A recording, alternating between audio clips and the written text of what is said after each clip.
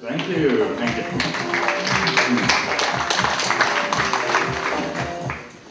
So, good morning, Europe. And not long ago, whenever something European happened, it was always that the French and the Germans were very strong in getting together and making that work. Now, in the light of the recent cooling of the German and French relationships, what is left is myself.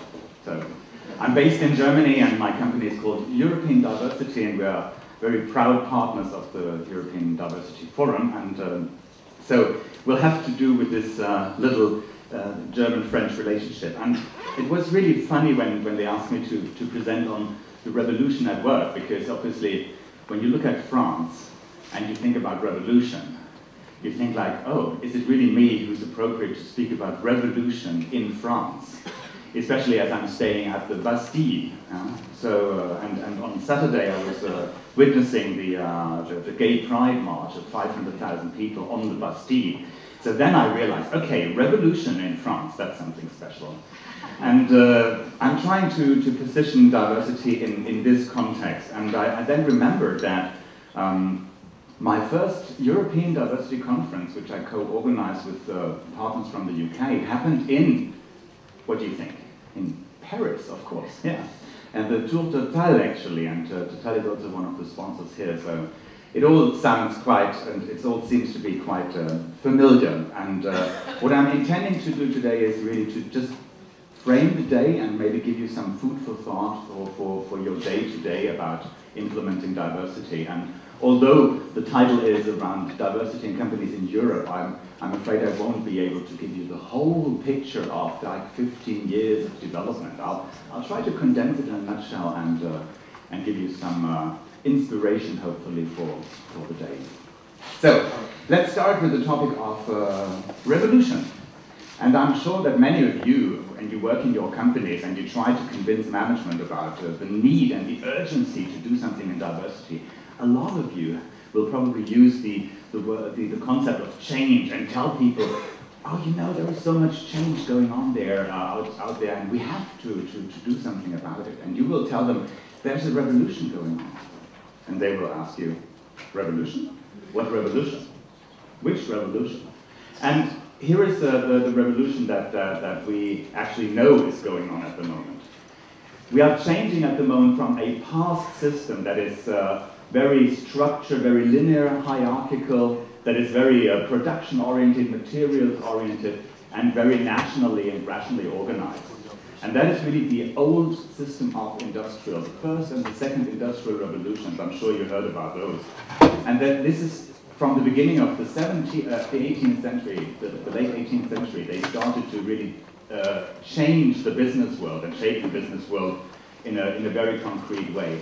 So for 200 years, this has been the paradigm on which business was working.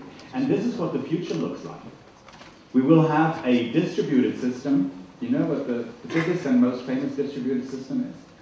It's the internet. That's an example for a distributed system. Networks will be important, knowledge will be important, human resources, and everything will be much more international and emotional than it ever used to be before. And this really started in 1980, and it's called the third industrial revolution. You may have heard about that, and I recommend the book of Jeremy Rifkin, a famous economist, who's really telling you everything about this real revolution. So this is the revolution that is going on, and it requires all of us and all of your companies to change, to handle complexity and change, to work virtually, and we will have the next roundtable deal with this, with social networks and with all the world of virtualization. We will, innovation and workforce issues will be a lot more important than they ever were before. And of course, intercultural and value-oriented management. So along the way that some of you have heard people present yesterday.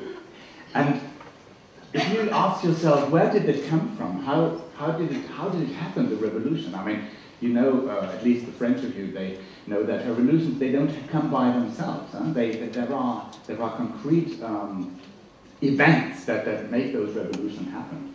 And for the third industrial revolution, it was actually the coming together of two important events. And one was the breakdown of Eastern systems of communism, which opened up the world and made mobility possible, which kind of reoriented the whole business landscape. And the invention, of course, of then the internet since, I would say, 1990, more or less.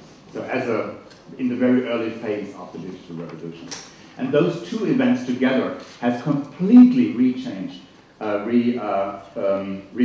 the business landscape. And people don't realize it. Of course they don't, because that has been going on for 200 years, and this has only been for 30. Yeah? So we don't really feel yet the whole impact.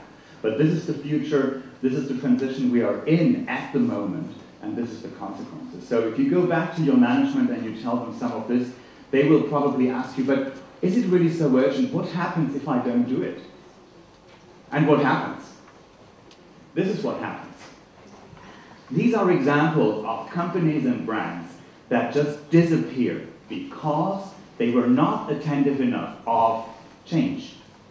They did not realize the digital revolution, LA Times and Chicago Tribune, same for Akbar. They did not take the competition serious enough. And Kirk Media, which was the biggest bankruptcy of post-war economy in Europe, they just felt that all the mainstream stuff they were doing in the TV business was just good enough. And it wasn't. And so they went out of business. So this is what happens when you don't and your management does not pay attention to that revolution that's going on. And there is one man that was already cited yesterday that has put that in one sentence, which I really like, and which I think we could take with us. For the world has changed, and we must change with it. Any idea who said that? Barack Obama, on his inauguration speech. And that was very powerful because change was one of the main concepts for him to win presidency, and also in the way he shapes the United States and international relations. So what does that mean more concretely for companies? What are their topics and what are they looking for? Because if we don't relate to what the companies want, we can't do that business meaningfully. And here are some of the what we call strategic priorities of companies. We have done an evaluation of many big studies into business trends, and we've looked at what are the recurring themes between all of them. And those were the 5 that stood out most clearly, which is what companies say, this is what we have to focus on. And we have to connect diversity to those trends, and we have to those priorities, and show our business managers, who are our clients, I would say, as practitioners, as diversity practitioners, how that diversity relates to that. And in order to do this, I want to go back to the change, and then we will see how it all comes together. The changes are very concrete that we can see at the moment in the business landscape. There are changes on 3 main levels. The changing demographics, so this is the what we work with, the rational pieces. Yeah? So then the changing values, the mindset, the attitudes change a lot in society, inside companies, and the relationships, how we work together, all based on the 3rd industrial revolution. So this means that workforce and markets get more diverse. It means that workforce and markets have different preferences in what they are looking for. It means that we have different ways to deal with our employees as well as with our clients. And all of the above and the below impacts the productivity that we do with our companies and the success we have on the markets. And both together impacts upon the bottom line. And this is what you need to know, and this is what your business management want to hear and want to be clear about before they take decisions around how to address diversity. And in terms of diversity in companies in Europe, I want to give you a short overview of the journey that was made in order to address all of those topics over the years. 15 years ago, we started with many concepts around, they were called just diversity, and they dealt with differences. And so that was the beginning. And then later at work, later in the process, we realized now we need to have an open mindset. We need to value the differences. We can't just promote them and just do things to make more diversity. So that is when the Dignity at Work and the Value and Diversity programs joined in order to make to create a positive environment for the differences that were already addressed. So this was more around mindset and around attitude. And later on, the experts realized, oh, but there are also similarities, so we have to put that into the play, and we have to see it more as a management system, as a holistic approach with tools and instruments, making sure that we integrate those topics into our HR processes. This is when recruitment and retention and development became very, very prominent in the field of diversity. And then, okay, code of conduct. Then inclusion was the big revolution in the field of diversity a couple of years ago. Everybody felt like, oh, inclusion, that's really the important thing. This is what we have to do. Not only diversity. In fact, some companies started to do, not to look at diversity anymore, but only do inclusion, because they thought this is where we really get the benefits out of. And yeah, we're going on. It's still developing. The most recent concepts that are very famous and very widespread, I'm sure you have heard about unconscious bias. You've probably heard about the implicit association test. Both were mentioned in a certain way yesterday in some of the panels. But what we certainly have achieved over the years is that we are now looking at a much more holistic picture of diversity. We are looking at it from a standpoint of organization development, organization effectiveness, people development, effective teams, etc. So we are now really moving to the bigger picture of it. And this is really I would say, the breakthrough of the development, of the evolution of the revolution, as I put it here. And obviously, we do have a lot of differences between the companies within Europe.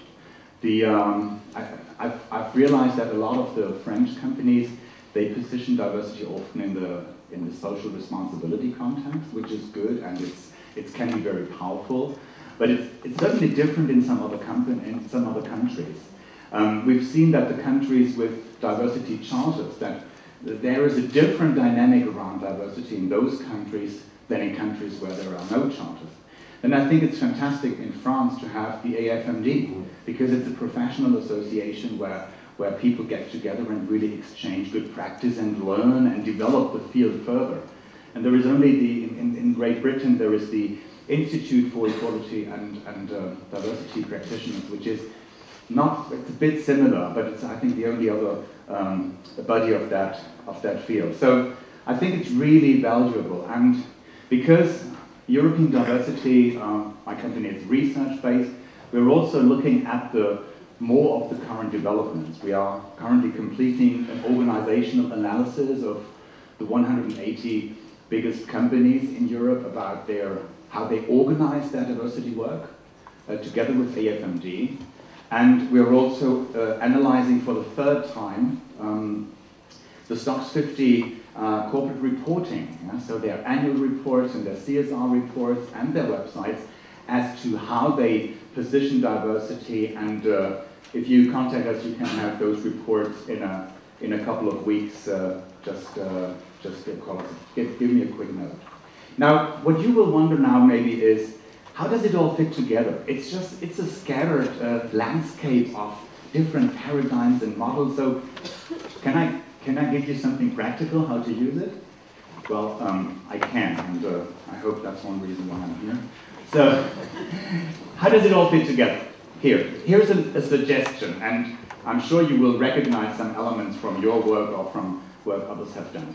This is what we've, by the way, developed in 2004 as a didactical principle for an executive education program we did for a global company that happened in South Africa. How does it all fit together? So what is clear is we start with differences, we start with diversity, because that's a reality. It's not a choice, it's not something you can argue about, it's just there. So we want to deal with it and we have to deal with it. Now we have learned that we can only use differences in a positive way if we have an open mindset. We as a person, but also we as an organization. So our collective mindset also has to be open. Yeah? So personally and organizationally. And the next element that has to be there is the behavioral element. Yeah? All the open mindset won't help if we don't have the skills, the practical possibilities to work together and to collaborate and communicate effectively. And yesterday's business theater was so perfect in showing how communication can also be the barrier. Yeah? And if that all comes together okay, then we hopefully will have the synergies and the positive outcomes and the benefits, which, by the way, have been proven empirically in so many studies. We've just released a report with 135 of those studies that prove that value, that possible value. It doesn't come automatically, it has to be managed. And so this is a model that we have put together as a learning model, but also as a discussion group. And I'm sure many of you will think like, oh, but it's maybe a bit too simple, it's a bit too straightforward. And of course, some things are more complex, but if you want to communicate around diversity and educate people about it, this is what has really helped. And there is also a French name that I've carved it, because I contributed to a small book by Sanusi, l'ancien secrétaire général de la Charte de la Diversité. And there is in his book, Le Réflexe Sapien, there's a short article about this in there. So, and if we use this, then we see much clearer how it all comes together with the strategic priorities. Because if you see those different elements of diversity, open-mindedness, inclusion, and synergy, then it's much easier to see how they contribute to the business priorities of your business managers. And this is what they want to see, and this is what they want you to deliver if you are to get more budgets and more open doors to make more of the good things that you are already doing. So, for today, just some little elements that I offer you for today. Be prepared for the ongoing revolution. And I think one of the things that are probably really important to remember is diversity and inclusion, or propelling potential principle, as I call it here. We should be aware that we focus on strengths and resources of differences. Yeah? So we are really here to look for the good. And again, I think the business theaters here and some of the roundtables have shown that very clearly. And it is an economic approach. We shouldn't feel as if though we have to fight poverty at the same time. It would be nice if we could.